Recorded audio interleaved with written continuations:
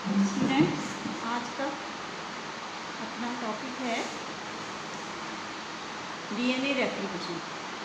Class BSc second year. DNA की same copy बनने को हम डीएनए रेप्लिकेशन कहते हैं। Example, one parental DNA forms two same type of copy DNA, कि एक डीएनए से दो सेम कॉपी डीएनए के बनने को, कॉपी होने को हम क्या कहते हैं? DNA replication. First of all इसमें क्या होता है, डीएनए की डबल हेलिकल जो स्ट्रक्चर्स है वो खुल जाती है by the breakage of hydrogen bond between nitrogenous bases and both the strands of DNA separates and this one strand is called the leading strand and another is called the lagging strand. इसमें क्या होता है कि DNA जो double helical structure है वो hydrogen breakage के द्वारा खुल जाती है और खुलने से दो स्ट्रैंड बनते हैं। फर्स्ट स्ट्रैंड को हम कहते हैं लीडिंग स्ट्रैंड और एक दूसरे स्ट्रैंड को हम कहते हैं लैगिंग स्ट्रैंड। और ईच स्ट्रैंड जो है वो separated DNA work as the template. जो सेपरेटेड डीएनए के स्ट्रैंड्स हैं वो क्या कहलाते हैं? Template. And forms the new complementary DNA और उसको हम कहते हैं हाइब्रिड डीएनए। तो मेन जो डीएनए है, जो टेम्पलेट है, उसको हम कहेंगे पेरेंटल डीएनए और दूसरे वाले डीएनए को हम क्या कहेंगे? हाइब्रिड मॉलिक्यूल या hybrid DNA. The important needs of DNA replication. सबसे पहले हमें डीएनए के रेप्लिकेशन के लिए क्या क्या चाहिए? फर्स्ट हमें चाहिए प्रिकर्सर ऑफ न्यूक्लियोटाइड मॉलिक्यूल्स, कि चार हमें न्यूक्लियोटाइड मॉलिक्यूल्स के प्रिकर्सर चाहिए। फर्स्ट DATP, डीऑक्सी एडिनोसिन 5-फॉस्फेट, DCTP, डीऑक्सीसाइटोसिन 5-फॉस्फेट, DGTP, डीऑक्सी ग्वानोसिन 5-फॉस्फेट, DTTP, डीऑक्सी थायमीन 5-फॉस्फेट। Template DNA.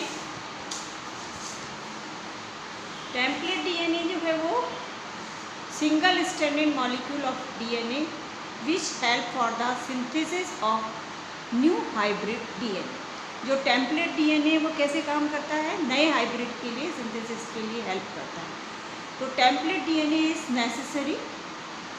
थर्ड हमें चाहिए RNA primer. RNA primer is necessary for the synthesis of new polynucleotide chain.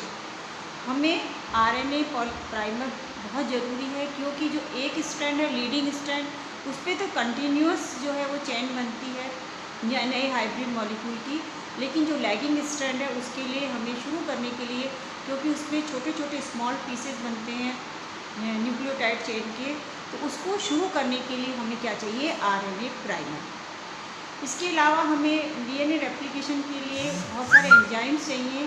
तो main enzymes for DNA synthesis के लिए सबसे पहला एंजाइम जो है, first enzyme is the DNA polymerase. The main important enzyme for the DNA replication is the DNA polymerase. बिना DNA polymerase के जो डीएनए है रेप्लिकेशन नहीं हो सकता। तो सबसे important enzyme is the DNA polymerase. दूसरा हमें चाहिए डीएनए लाइगेज। तो ये एंजाइम दो डीएनए मॉलिक्यूल दो यूनिट्स को जोड़ने के लिए जो डीएनए मॉलिक्यूल का एंजाइम काम आता है वो कौन सा कहलाता है? DNA ligase. ये हम जब ओकाजाकी फ्रैगमेंट्स बनते हैं छोटे छोटे डीएनए के, उनको लैगिंग स्ट्रैंड पे, तो उनको जोड़ने के लिए हमें एंजाइम चाहिए। वो कौन सा एंजाइम होता है? डीएनए लाइगेज, जो कि ओकाजाकी फ्रैगमेंट्स को जोड़ने का काम करता है। DNA helicase.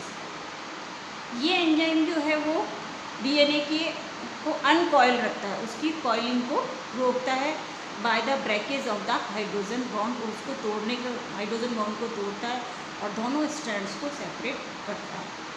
Topoisomerase. Topoisomerase is the important enzyme which help the super coiling of the DNA molecule. जो डीएनए बहुत सुपर कॉइल अवस्था में सेल के अंदर रहता है, उसकी सुपर कॉइलिंग को रोकने के लिए टोपोआइसोमरेज हेल्प